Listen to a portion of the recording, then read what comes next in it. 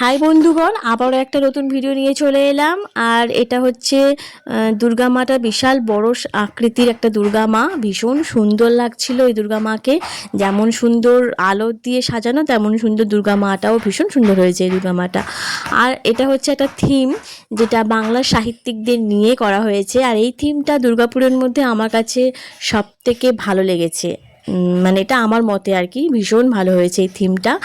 যত রকমের বাংলা সাহিত্যিক রয়েছেন তাদেরকে নিয়ে, তাদের করা কাজ নিয়ে নানান রকমভাবে বর্ণনা দিয়ে এই থিমটা করা হয়েছে। দেখো, ভীষণ ভীষণ সুন্দর করেছে কিন্তু। আর এটা তো শুধু বাইরের অংশটা, ভিতরেরটা তো আরও ভীষণ সুন্দর করা। এই যে দেখো, এটা হচ্ছে ভিতরের দিকটা।